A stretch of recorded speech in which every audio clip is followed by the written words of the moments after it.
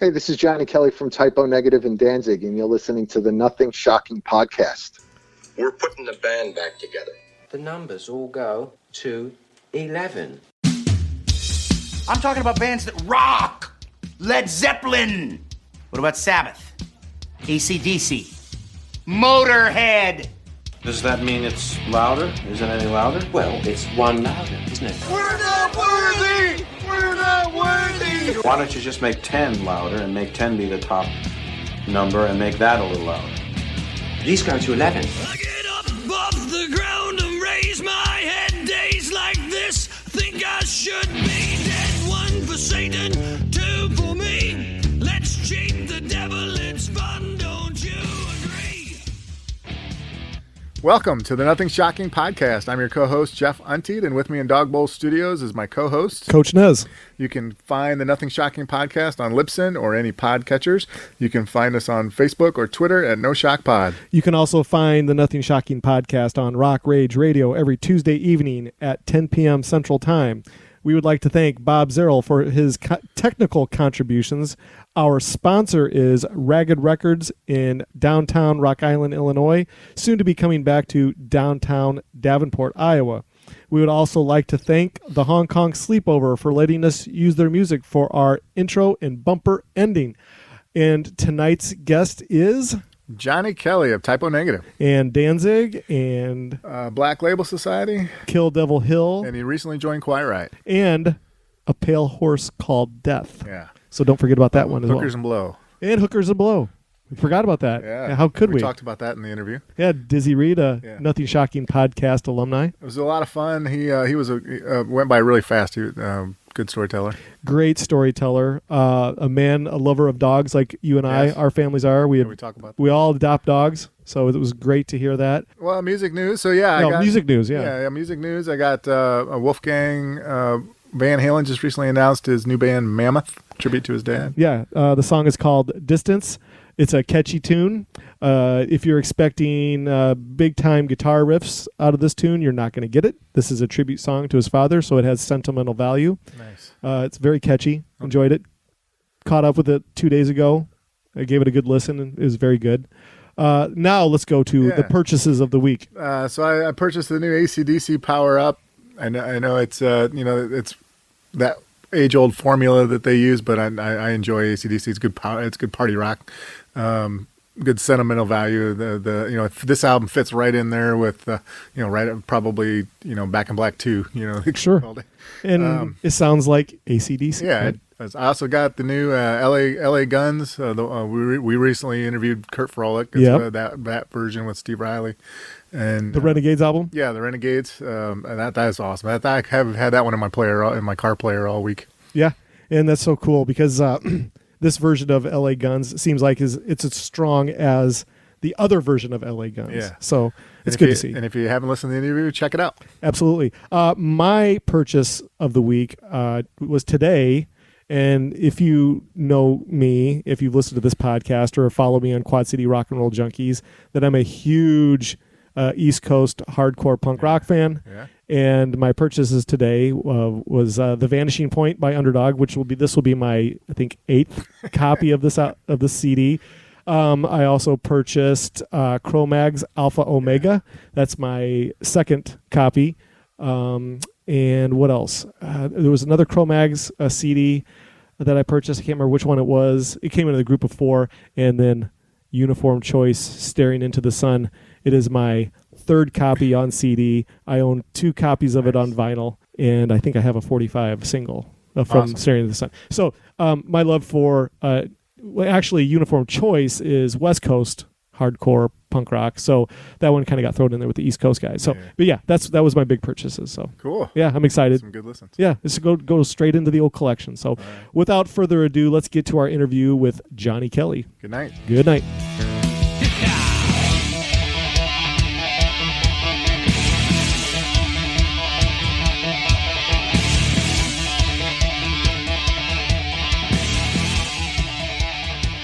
Welcome to the Nothing Shocking podcast. Johnny, I would like to introduce you to my co-host, Jeff Untied. Hey, Johnny, this is Jeff. How's it going? How are you, Jeff? Well, fantastic. Thank you for being on. 2020 has been such a frustrating year for artists. How have you?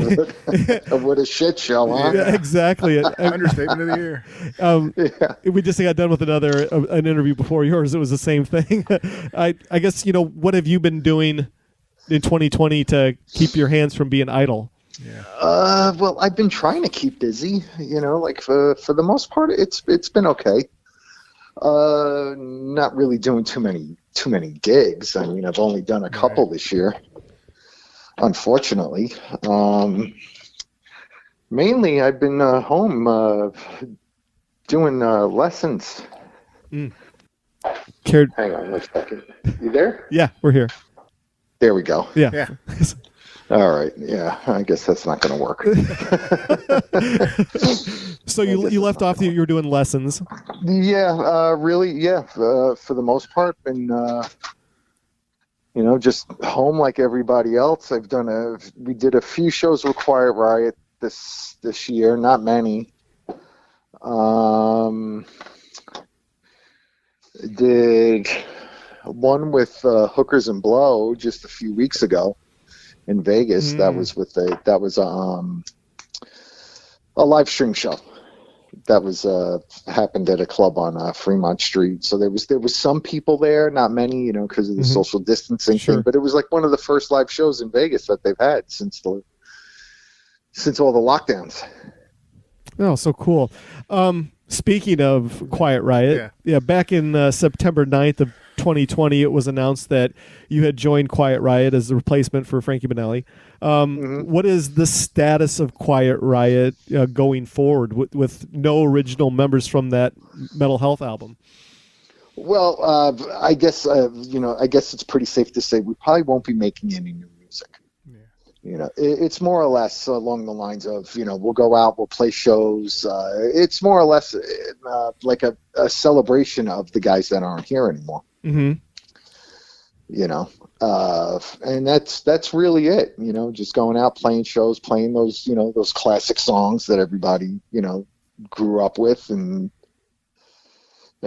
just carrying the torch for what they, what everyone before us did. Absolutely. Go ahead, Jeff. Oh, he froze up, so I'll take the next question. How about that? Well, that was awkward. Sorry about that. I'm going to try that on my answer. my next answer. Jeff does great editing, so this will be no problem for him. No, leave it. That's fun. Oh, yeah.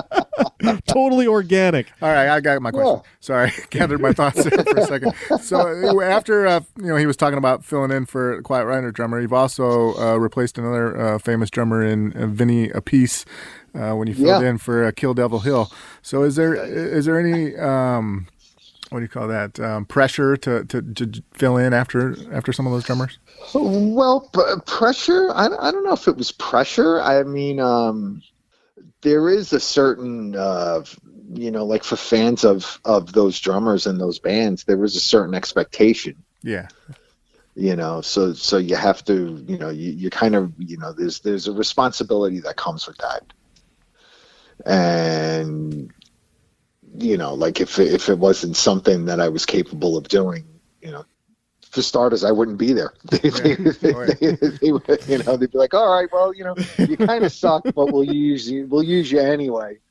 No, it's, like with Kill Devil Hill, it was pretty exciting because, of course, to get the opportunity, to play with Rex, and I've been friends with Rex for years, since Typo and Pantera had toured together. Mm-hmm. Yeah. And so that was cool. And then Rex isn't playing with the band anymore. And then, after he left, I got to play with him again in his own band, which was fun too. It wasn't really like, it was more, like a blues bass, classic rock kind of thing. So it was, it was a little bit of a different, the atmosphere, but it was still cool to to be able to play with them. Looking at my career on paper, it's pretty cool. Yeah. It's very cool. Yeah. That's why I froze up. I wasn't sure where to start. If you look at it on paper, it's like, I've been pretty fortunate. I've got to play with, some real high caliber people over the years, which is great. But I guess like when you're living in it, you're just doing your thing, and it seems like post typo after Peter passed away, it's been a lot of hustling. Getting the opportunity to play with different people, different bands, and doing different things and stuff. And and so you're not really thinking about, wow, I'm playing with this guy. Oh, I got to play with Zakk Wylde. I'm covering for Frankie Banali. I replaced Sting Apathy. Like these were all people that I went to go see in concert when I was a kid, and had their records and stuff. But I never really take a step back and think, wow, I really got to play with some pretty cool people. Yes, you have. Like I catch myself sometimes, going, wow, I'm in a band with. I play in a band with one guy's from Wasp, one guy's from Quiet Riot, and another one's from fucking Guns N' Roses. And it's like it's like when we're all together, it's like like the last thing that comes up in conversation is those bands. But at the end of it, it's like it was funny. Like playing with those guys in Hunkers and Blows, it's so much fun. And even if if it isn't something whatever, if we're not making any money or whatever it is, we just love being around each other and just basically just sitting around and just talking shit. Yeah. So we do a lot of texting, even when we're not playing shows together. And there's times where it's we can there could be a better part of a year where we hadn't played, but we're constantly in touch with each other every day, sending jokes or basically just talking shit. And one night we're going back and forth in the thread, and then Dizzy sends a text that says, look, I'm going to jump off the phone right now, just played Madison Square Garden, I'm going to go hang out a little bit. And so then you take a step back and you're like, holy shit, the guy just played Madison Square Garden, and he's sitting somewhere in a dressing room on his phone, sharing memes with us. As you say that, we had Ripper Owens on years ago, and right. He had a really, I don't know if it was a strange analogy to it, but a unique analogy. When he joined Judas Priest, he said, how do I become members with my, a band members with my idols? And then all of a sudden he's a band members with his idols, and now he can't, now they're his friends, and he can't look at them as idols anymore. He said it changes everything. Yeah, it really does. Yeah. And he said it was a big changer when he got on the tour bus, and Glenn Tipton and KK Downing were carrying their golf clubs with him. He said, this is so unmetal right now, it's ridiculous. Oh, yeah. There's a lot of that. A lot of it. Yeah. But I wanted to kind of touch upon the Quiet Riot thing again. We were, when the podcast first started years ago, we were listening to a Gene Simmons interview, and we had Billy Sherwood of Yes on, and it was kind of went hand in hand. Gene was explaining how he thought that the Kiss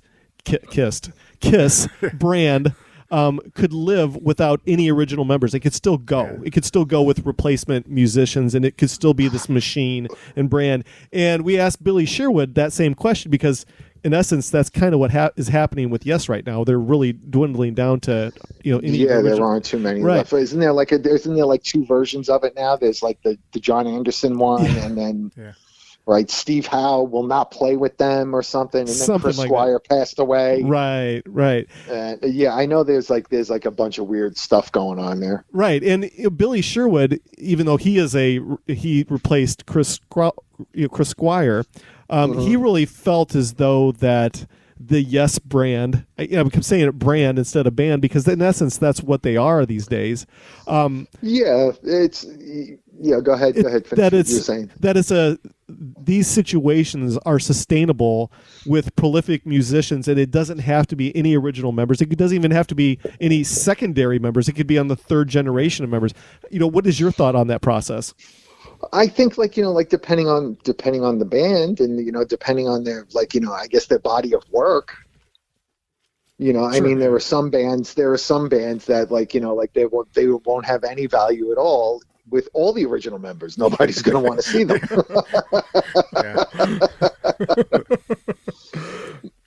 but it's like, like you take a band like Yes, and like, you think about their catalog and how big they've been throughout their entire career. You're talking about like 50 years, right? At 50 plus, like they're, if as long as like, like the presentation, like, like whatever's being, presented is honest, and people want to hear the songs, that's really what dictates it. If people still want to go to the show and hear the songs, they'll keep the band going. Why not? If nobody wants to hear it, then there's really no point in going any further. Right. Go ahead, Jeff.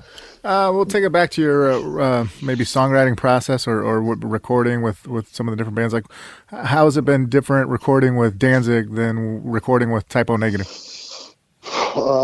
Danzig, I mean, it's very challenging with recording with Glenn, and not in a bad way. It's just that like we don't really do any like rehearsing, because most of the time, I lived in New York, my whole life, and now I live in Texas. It'd be like, if I was in California for a couple of days or whatever, we'd go to the studio, and Glenn would like, like he'd basically like, just show me some ideas and basically just give me like a general direction, as in, like there's like the three things that he goes for with the drumming. He'd be like, play this like AC/DC, play this like Bonham, play this like Black Sabbath. Those are his three go-tos. And so, like, I'll make a couple of different passes, like, whatever. Say there's a song that he's working on, and there's like, he has a couple of parts of it, the song may not even be completed yet. And I'll just make passes, and I'll try, like, different things, try different feels, a couple of different fills here and there, just try different things. And then he'll go back and listen to it, and then he'll tell the engineer, all right, we'll use that. Don't like that, and then he'll piece the songs together that way. When we worked with Typo, when we, the songwriting process would take months. We would rehearse the songs, then we would do demos of them, and the demos were basically full-on productions. They could have been the record themselves, and then they got re-recorded again after that. The drums and the keyboards were always like, they would stay from the demos, and then guitars and vocals and stuff, and the bass, and that would all get redone later on. But the demos that we did were basically like, full production records.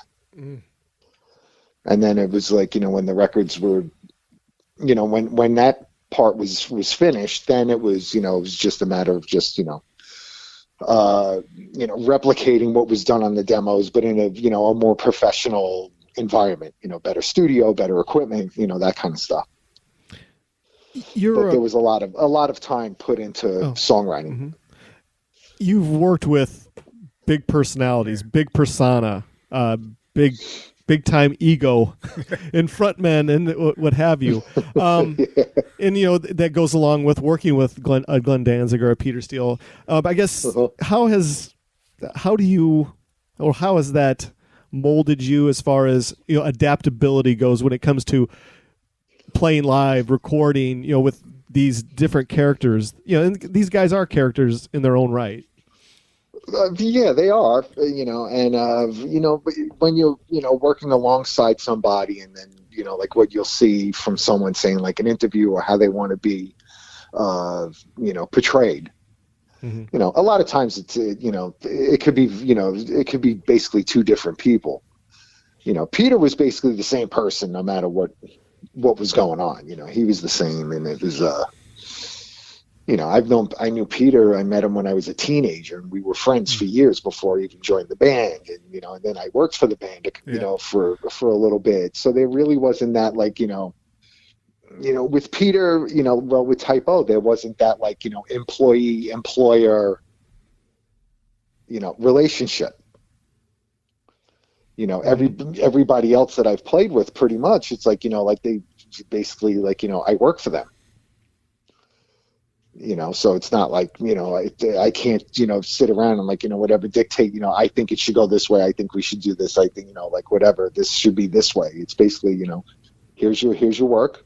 You know, here's the job at hand. Do your job. Thanks. You know, here's some money. That works too.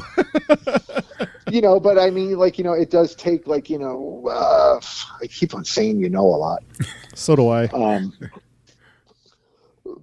You have to realize the environment you're in. You know, that I guess that's part of, like, you know, like the professional aspect of it. You know, when it comes to the, you know, to the business end. You know, playing in those other bands, they're not my band, so it's not like, you know, really all it is. My job is to play drums. You know, don't miss bus call. don't go on stage drunk. You know, do a good job. You know, and Make that's the lead it. singer look good. Yeah. Okay. But at the same time, like, you know, Glenn's been able, like, you know, like, for instance, with Danzig, it was just, it just came across, you know, one of my social media things that I've been playing with Glenn now for 18 years. That's a long Got to time. be doing something right. Yeah. Yeah. But this lineup that Glenn has been together for over 10 years now. Yeah.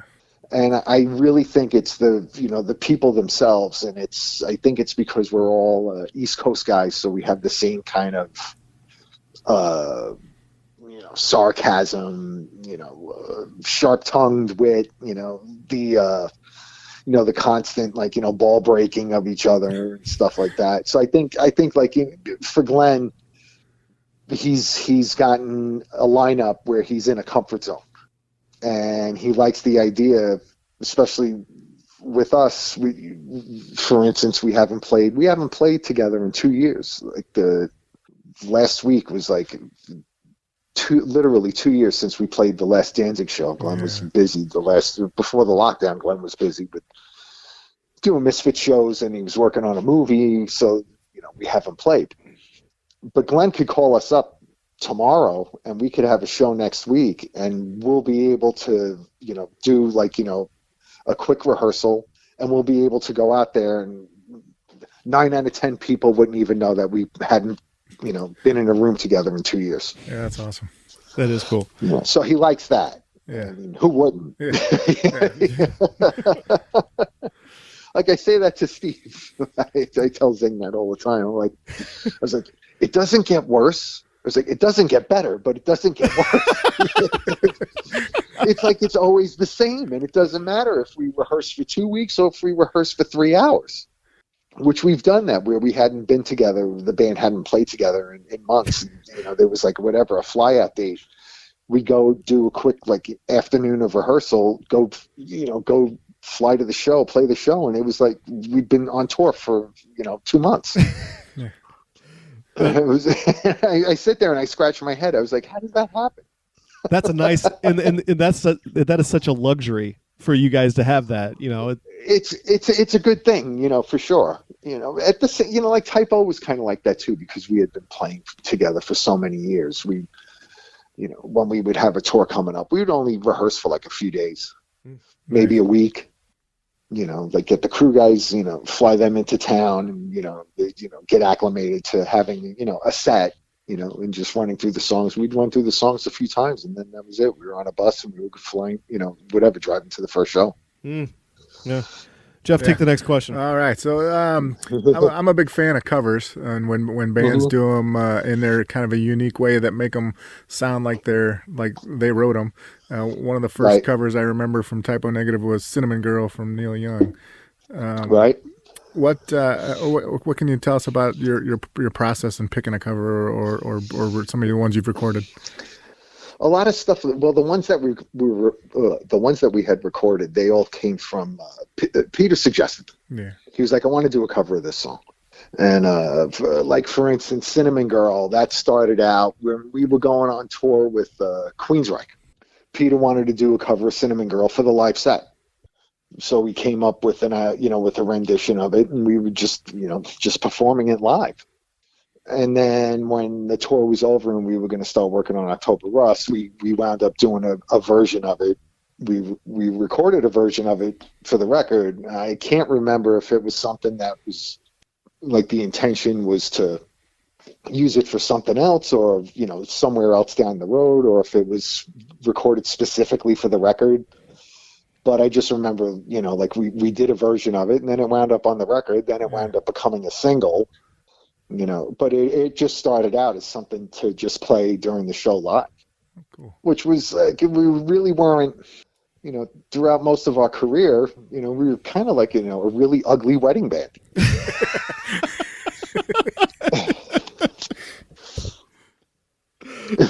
Like an ugly covers band, like a bar band. Because like a lot of times it would start like, it would really just start out as something as, more along the lines of like a goof or something. And then we would wind up like, jamming on like Sabbath songs during our set, just like in the middle of the set, like, Peter, whatever, he would just come up with some kind of bass line or something from some whatever random Black Sabbath song. And then a bunch of us would jump in, except for Josh. Josh never liked jamming or screwing around.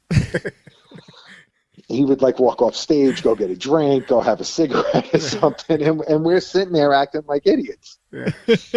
But it was just us having fun. Very cool. And and I guess it goes back to that time when you were a kid and you were learning how to play, and you'd play covers with your friends and stuff. And that was it. Except now there were hundreds of people in front of us while we were, being stupid. All right, so I kind of have like a National Enquirer question for you, and I've read in various sources that you're the drummer of Pale Horse Called Death, then you're out of the band, then you're back in the band. What is your status in that band? Are you active or you're not active in that band? I am not active in the band right now. No, but I guess it did seem like that. It did. Like being like, whatever, just, doing my thing, just, it didn't really seem like that, dramatic, it was like we on the second record, we finished the tour, everybody kind of went their separate ways and stuff like that. And then I moved out of New York. Now, because I moved, Sal thought that I had quit the band.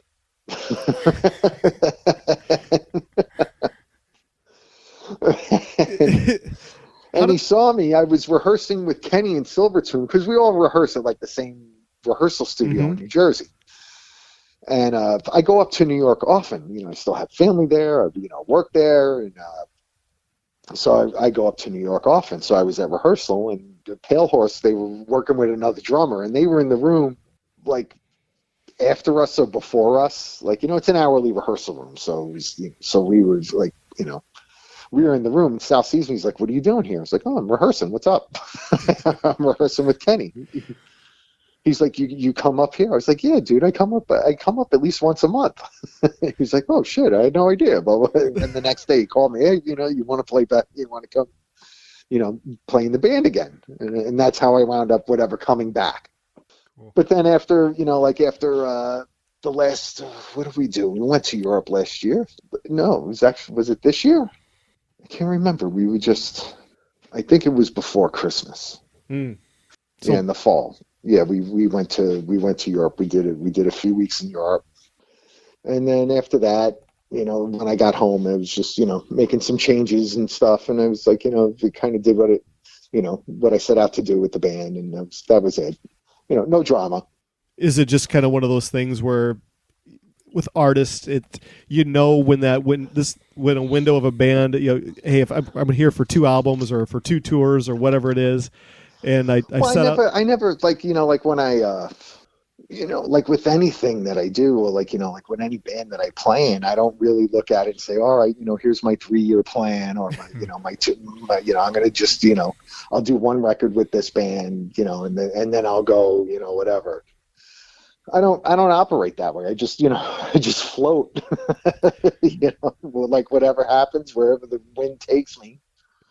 But a lot of artists do that. There's like, hey, I'm here for 2 albums and I'm out, or that happens. It seems like a lot with the supergroup thing. It's a 2-album deal and they're done, or whatever.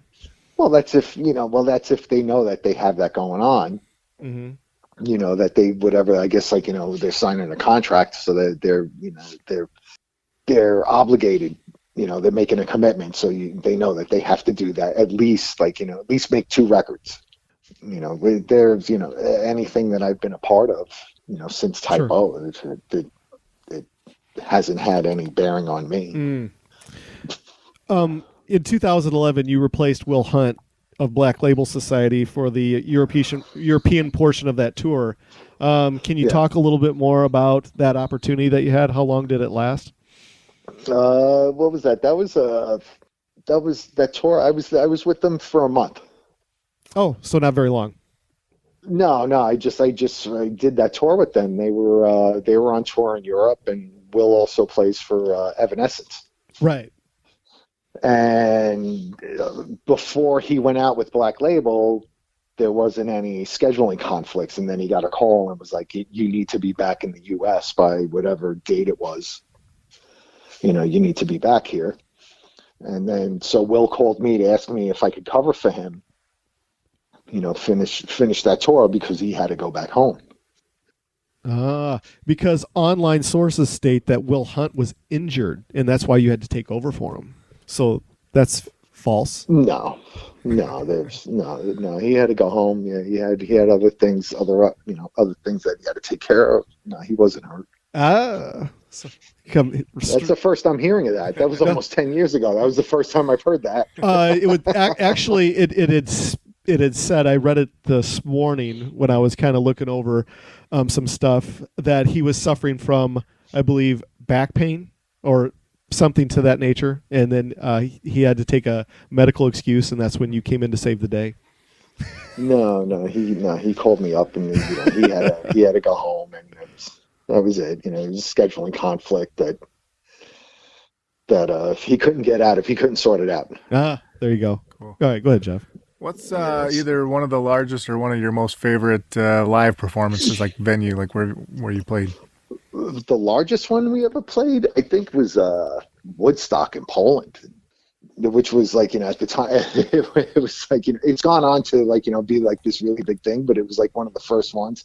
So basically it was a total shit show.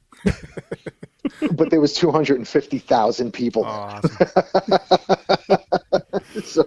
So it was a well-attended shit show. Yeah. And so what had happened, how it became a shit show, I have no idea. But it was like outside of like, I want to see, it was either Warsaw or Krakow. And so our hotel was, I think, like, I don't know, it was like the hotel was like almost like a 2-hour drive. So they pick us up in the vans and stuff, and they pick us up in a van, drive us to the field in the middle of nowhere. And we're supposed to go on at midnight. And when we get there, they don't even have a tent for us because there's some other band in there from earlier in the day. So they're like, just hang out here. We'll have a tent for you in a minute. So they get us in a tent. And so we're thinking we're going on in like 15, 20 minutes, because we were supposed to, we had gotten there, arriving there when we did, it was basically supposed to be, show up, play, and then leave. And so when we got there, they didn't have a dressing room for us or anything. So they get us in the dressing room, and then they keep on telling us there's like some kind of like problem, something like, whatever. They're not ready for us on stage yet.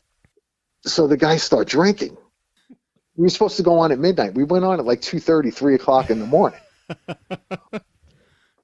The guys are hammered. It's like, why are you so fucked up? Like, we were supposed to go on at midnight. We're just waiting to go. Because they kept it wasn't like, they wouldn't tell us, like, look, there's some kind of problem. It's going to be 2 hours before you go on.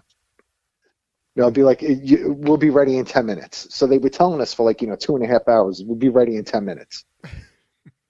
So Peter and Kenny are just drinking, thinking that we're going on stage in a few minutes and there won't be any issue. Soon, it's 2:30 in the morning. They've been drinking every 10 minutes. So anyway, the show was a disaster.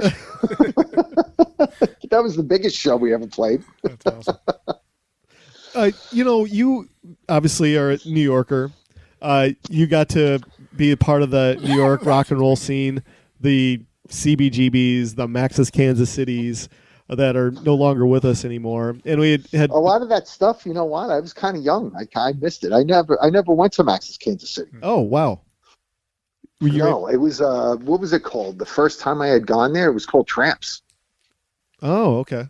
You know, it was named something else, but like Max's Kansas City, you're talking about like, you know, during the time of like the New York Dolls and the Misfits and stuff like that. That's, you know, that's just a little bit before my time. Gotcha. You know, I take it you did, or you were able to attend some shows at CB's? not too many. I went there like, you know, later on.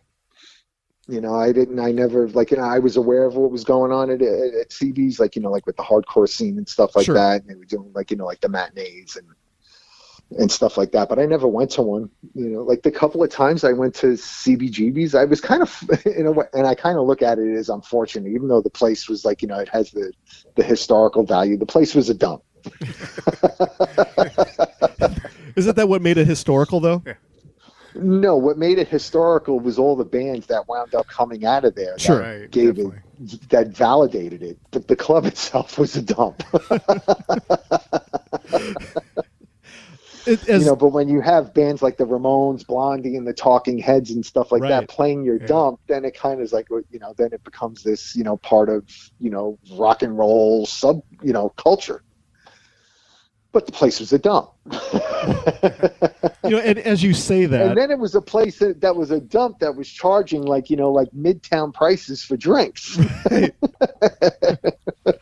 But and then I was like, I'm never coming back here again. As you say that, though, you know, I've asked this question to many of our guests: is New York had a thriving rock and roll and metal scene and hardcore scene for many years, and it's not there like it was, not even close. Do you ever foresee New York City getting a scene or a club scene like that ever again? Is there that underground interest ever that you know I of? don't think so. That just because of the, you know, the real estate. Right. You know, what you know, like for instance, a dive bar. How's a dive bar going to pay New York City rent? So true. You know, true. Like all those cool bars that, like, you know, like those ones that were like in Alphabet City and stuff like that. That was all like cheap rent. You know, like the first time I went down to Alphabet City, I was a teenager when I played there. I played in some basement. I don't even think it was a bar. It was just some basement. I remember that. And I remember going outside, stepping outside of this basement, and it was just leveled apartment buildings. You know, it looked like, you know, like when you see pictures of New York City, like you see pictures of the Bronx from like the 70s and early 80s. That's what it looked like. And now it's, you know, you got Whole Foods on Bowery and Christie Street, you know, and, you know, all this high-end stuff. And then, like, all the cool places, they're all gone. And I don't know where, you know, where a CBGB's, for instance, where they'll be able to afford to open up a place like that and, you know, be able to keep the lights on. And in essence, your thoughts on what was the Sunset Strip in its heyday of the 80s, what you know of. I know you didn't grow up in California. No, I mean, you know, like from what I hear about it, you know, it was what was it? It was Sodom.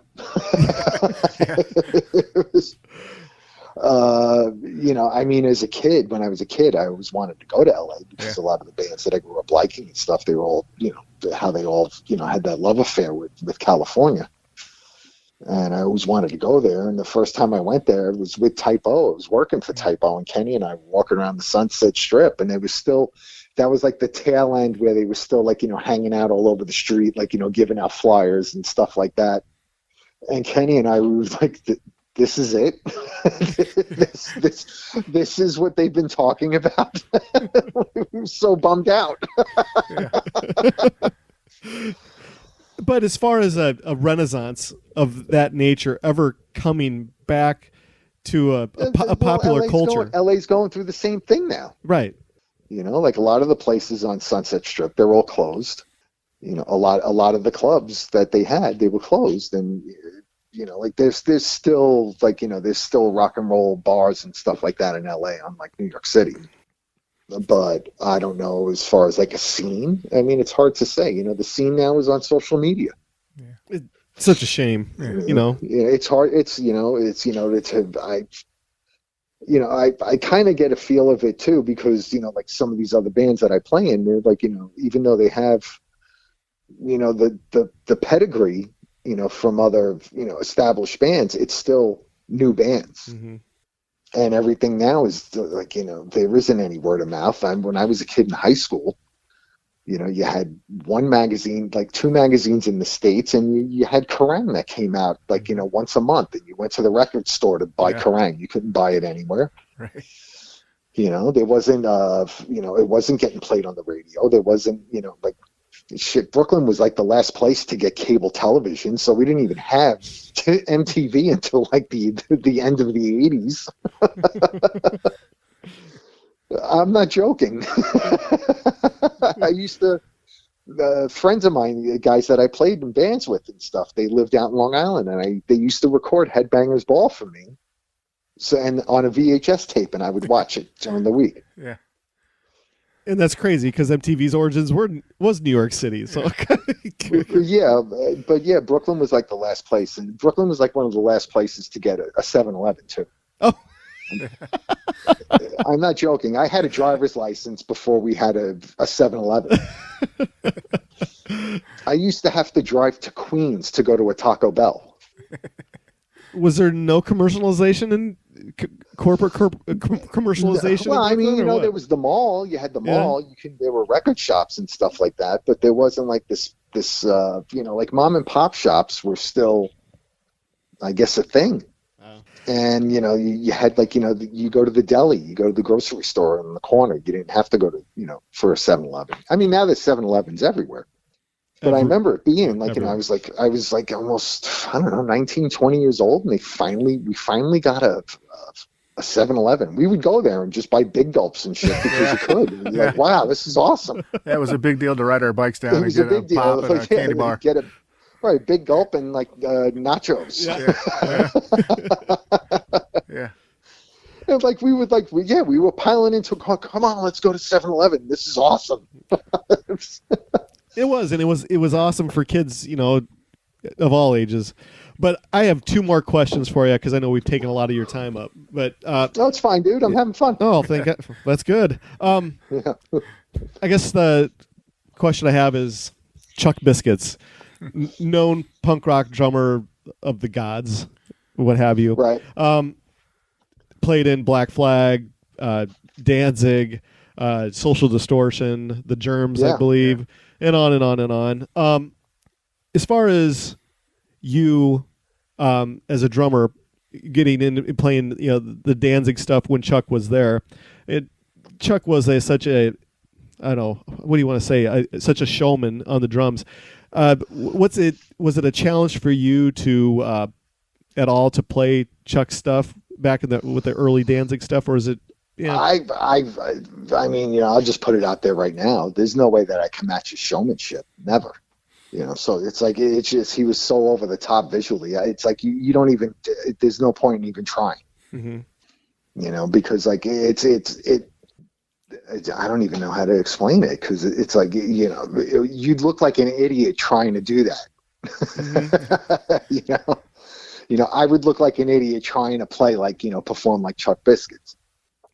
I try to play like Chuck Biscuits, sonically, I mean, but he was a great drummer, and the stuff that he played on those records it's fucking classic. And he's just got a great feel. He's got a great swing, and it gave a lot of that music a lot of character, so that's more of where I try to, put my attention to. Sure. And we had, but I would never. I would look like it would. I would get laughed off the stage. we early in the early years of our podcast, we had interviewed Erie and John Christ. He's fun. Yeah. both. It's kind of crazy. We interviewed John Christ years ago, and we interviewed Erie as well. And the crazy thing about it was that first Danzig band, with those members in it. There was some really diverse personalities in there, and it always kind of made me wonder, how did those guys click the way they did? Because I mean, you talk about some drastic personality differences. It was did Glenn ever share as far as was there challenges with that band and all those different personalities to try to create that music? The way that he talks about it, when he does talk about the band, it's not like he doesn't shit talk. Like, it sounds like, the impression I get from it is somewhat endearing. Yeah. I don't know if it's like, like that point in time, and they were, the ascension, where the band is building, and, so there was a lot of, everything was going up. But he makes it sound like, like Biscuits was pretty out there. But he the way that he talks about him, it sounds like he's like, your crazy kid brother. And Erie was very cynical, and if you know Erie, he's got that cynical sarcasm to his personality. John, like, I know John and I know Erie. I never met Biscuits, but Typo toured with Danzig, so I got to know them then, and then we would cross paths. Like, I'd see John when we would, play in California and stuff like that. Erie would pop up once in a while at a show and stuff. John was John was just very easygoing, just really nice guy, very easygoing, but not the cynic, like the way Erie is, or like the way Glenn is. Mm-hmm. John strikes me as would be like the odd man out. Erie and Glenn seem to be, you could tell they come from the same neighborhood.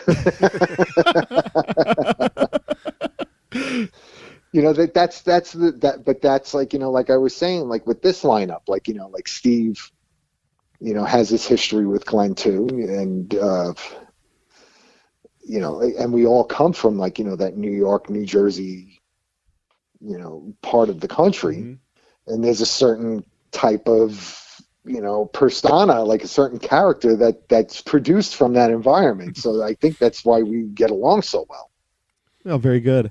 All right, so I got one more question for you. So sure. I think it was like 2 years ago, Rex Brown was doing some promotional stuff, and it came across from his management PR person if we'd like to interview Rex. And obviously you've worked with Rex. And so we were like, well, yeah, for sure. We'd love to have Rex on the program. We'd love to have him on the podcast. It'd be fantastic, right? And so he goes, fine. We get the message back. Like, that's fantastic. Yeah, we're going to give you 10 minutes.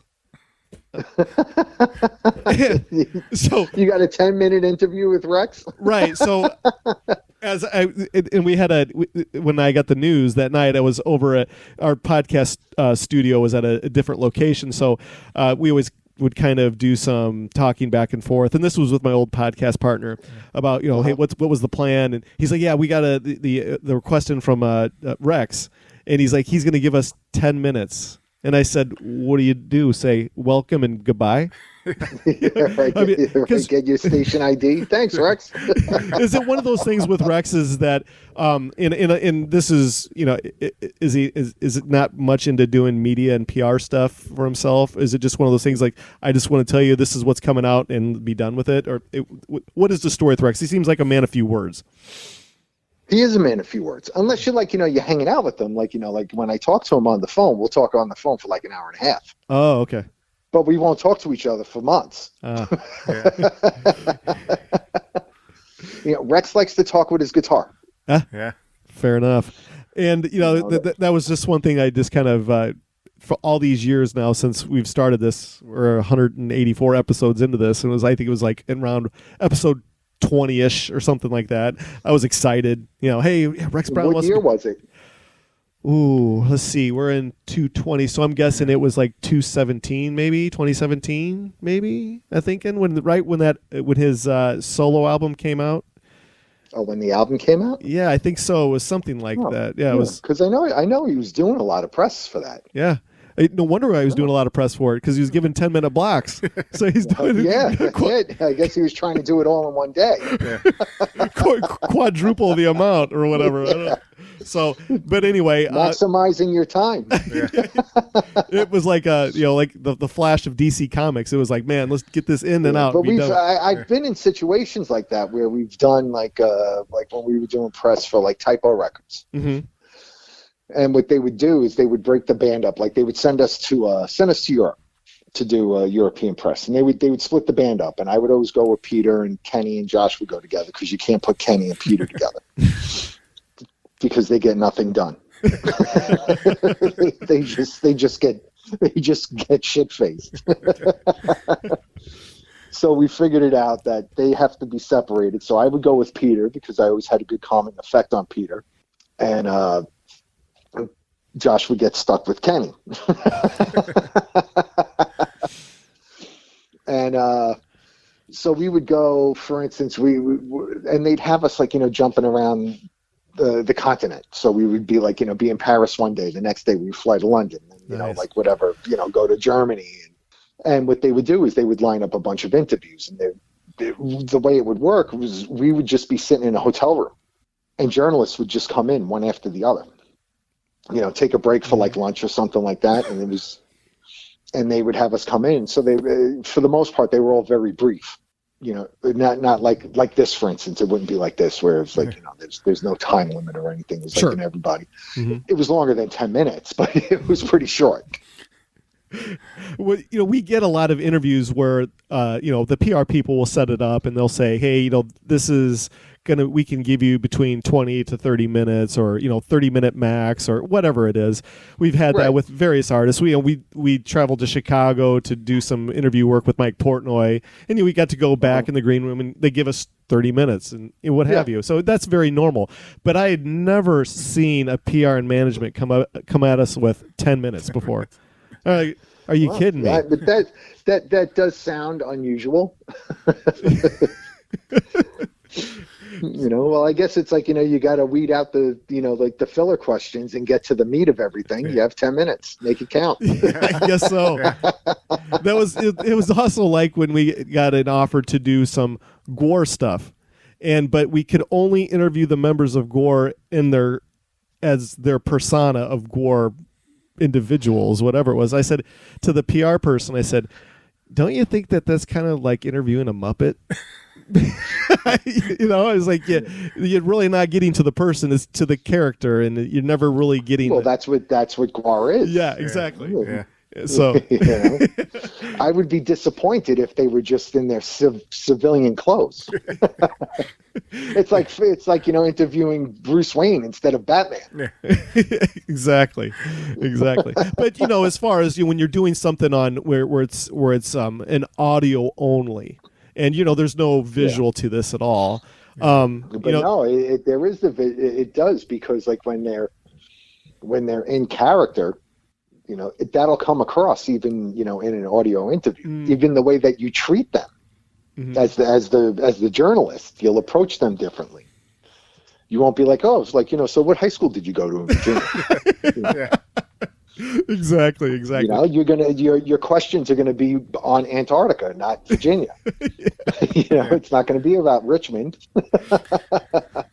Well, listen, we've taken enough of your time. How many skulls are in your Cheerios? And then when you will give your commentary, when you're talking about the interview and stuff like that, you're going to go around. You're not going to say, you'll make it a point to say that they were in character. Yes. Yeah. Yes, absolutely. Right? So it's totally by design. It's creating the optic, just by what you'll tell them. The problem with the person that you're telling this to right now, that's me, is that I have a hard time going into that mode of, because we're talking to you, the musician, the person, your experiences and everything. And when doing something as challenging as doing something like a Gore interview, where it's a lot of it is kind of, I hate to say this, but it's kind of like make-believe type stuff, right? Yeah. I mean, it's almost like you're looking at it. It's totally make-believe. That's the whole thing. That's the whole point. And I'm not very good at that. I'm not good at that at all. They are. But the thing is that trying to form question, to do that, because let's face it, when when Jeff and I do this every week, we try to do our homework on you, the person, who you are, your experiences and what have you. And we want to get to the nuts and bolts of, what makes Johnny Kelly as far as the artist goes, and me doing the make-believe thing is that I just don't really... But you're not going to get that from McGuire. You're not, and that's what I do, this is what we do. They ask the questions like this conversation tonight, and so, it's been... Yeah, but I'm not in Guar. Exactly, that's why... But anyway... We really appreciate it. Yeah, we do. We want to thank you so much for your participation. Thank you, guys. This was fun. Yeah, thank you. Thank you. Is there anything that you have on the horizon that you might want to plug or promote before we let you go for the evening? What's going on? I mean, there's a couple of things going on. We're working out a deal now. We're trying to work on getting Dead Again re-released. Oh, cool. Yeah, it's been out of print for a long time, and we were finally able to locate it and get it back. Oh, fantastic! So now we're planning on doing another release for it. Nice. And stuff like getting it. It hasn't even been on streaming services in years. And so now we're in the process of getting that back. Silvertomb's working on new material. I just finished doing drums for the next Kill Devil Hill record. Excellent. I went to California. I guess it was now about 3 weeks ago. Mm-hmm. I was out there for a week. We did got all the drums done. Hookers and Blow has some shows in December. I don't know if they're going to happen, but they're scheduled. Mm-hmm. And there's 2 of them in Northern California. I mean, I hope they happen, but I don't have my hopes up. I haven't booked any flights yet for it or anything. I'm expecting the worst. But anytime that I've done a show so far, since all this happened, I always try to look at the positive aspect of it. And it's like, all right, we did the show. No one got sick. Everything went off without a hitch. Maybe it's a sign of good things to come. Absolutely. Maybe we can get back to normal. Or other bands could see, hey, those guys played and there wasn't any issues. Hookers and Blow just played in Vegas. Maybe Vegas is going to start doing some more shows. And, but then then COVID made a comeback. Yeah. So I don't know what's going to happen. Yep. What else? What other bands? The Quiet Riot doesn't have anything scheduled until March. Well, that'll be here before you know it. Yeah. Yeah, I know, and I can't wait because I'm dying to get back out and playing. Otherwise I've just been home, working on new music here, doing drum lessons, and taking care of all these dogs. my wife and I, my wife's part of a dog rescue here in Dallas. Oh, fantastic. Yeah. And so now there's 7 dogs in my house. There was 8. There's right behind you. So now we've whittled it down to 7. Well, I feel you because my wife and I, we've rescued, we have 3 dogs. Out of the 3 that we have, two of them were rescue. We also had rescued one a few years ago that passed away of breast cancer. Terrible. Yeah, it is. You just you rescue these dogs from dire situations, and you want to give them the best life you possibly can. And when you rescue seniors, you just don't get that time with them that needs to rehabilitate them. What did we do? Well, we started out for years. We had a greyhound that we had gotten from a place in Jersey, retired race dog. And then when he died, we had all this stuff in the house. Mm-hmm. And it was like, you know what? We should go bring this to Greyhound Angels. That was the name of the place that we got the dog from. We should donate this to the the rescue. So we drove down there, and it was a bit of a hike. It was past Atlantic City. It was almost 3 hours from where we lived. So we get there, and I just start looking at dogs. I'm like, oh, check this guy out, that kind of stuff. wound up going home with a dog. The stuff didn't even get out of the car. We filled the car up with all this stuff to donate, and it all wound up coming home, and we wound up with another dog.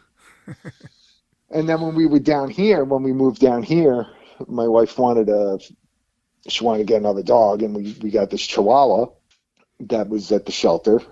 Then we got the Chiweenie.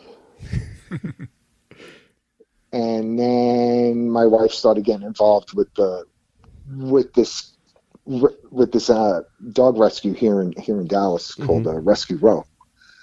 And from there, then we were there was this other dog. It was part Shih Tzu, I think part Chihuahua. Anyway, he's older. He's like 13 years old, something like that, 12, 13 years old. Really can't hear, and his eyesight's really bad. He can barely see. My wife fell in love with him. Foster fail. Yeah. We fostered a dog for 2 weeks, and we had to keep it. Yeah.